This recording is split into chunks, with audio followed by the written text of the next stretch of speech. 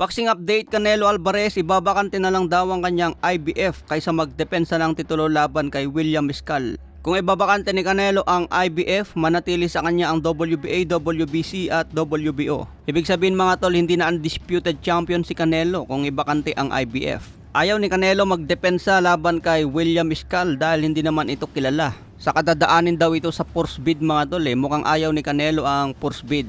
Kasi kung force bid, mag-o-offer ng amount itong iba't ibang promoter kung sino ang gusto magpalabas sa laban. Katulad ng Top Rank, DAZN at itong Golden Boy Promotion. Kung sino ang mas mataas ang offer, sila ang magpapalabas sa laban. Ayaw ni Canelo yung ganyang style mga tol. Kasi malaki ang binabayad kay Canelo Kaya ibabakante na lang ni Canelo ang IBF kaysa masayang ang oras niya kay William Miscal. Hindi na kailangan manatili sa kanyang undisputed belt dahil matagal rin niyang nahawakan. Sayang lang mga tol dahil hindi na undisputed ang paglalabanan sana kay David Benavides. Matagal kasi kumilos itong WBC. Dapat noon pa inutusan na si Canelo na depensahan ang kanyang WBC laban kay David Benavides. Sana undisputed belt pa ang paglalabanan. Pero pwede pa rin naman mag-utos ang WBC kay Canelo. Itataya na lang ni Canelo ang kanyang unified belt laban kay Benavides. Buti pa itong IBF kung mag-utos ng mandatory sigurado. Okay sana itong IBF mga tol, mahigpit. Kaso nga lang yung number 1 mandatory nila hindi naman kilala.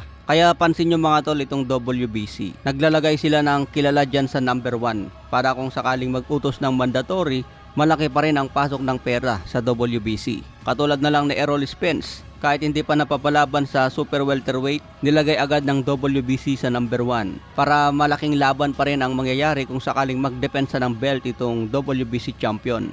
Katulad na lang ni Fundora at Errol Spence. Okay mga tol, sa ibang banda na Naoya Inoue hindi pa raw mapapalaban ngayong September.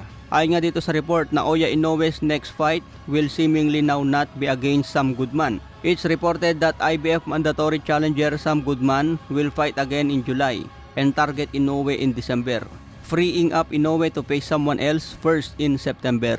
Hindi pa raw pwedeng lumaban itong si Sam Goodman dahil target daw ni Goodman na lalabanan na lang si Inoue sa darating na December.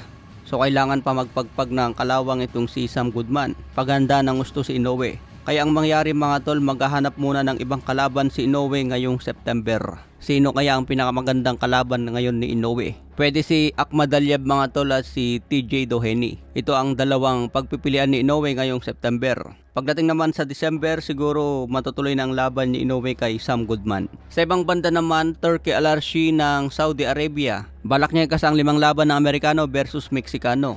Katulad ng laban ni Canelo versus Terence Crawford. Magiging undercard daw dyan ang laban ni Caleb Plant versus Jaime Munguia. Shakur Stevenson versus Pitbull Isaac Cruz. So ito nga po yung match-up na pinaplano ng Saudi Arabia. Talagang gusto tayo bigyan ng malalaking laban. Sa ibang banda naman, Mike Tyson kinumpirma na matutuloy pa rin ang laban niya kay Jake Paul. Kahit nahilo na ito sa biyahe dahil sa sakit na ulcer, sinabi pa rin na itutuloy ang laban niya kay Jake Paul at walang problema sa kanyang kalusugan. So abang na lang po natin ang muling pagbabalik ni Iron Mike Tyson. Okay mga tol, hanggang sa muli.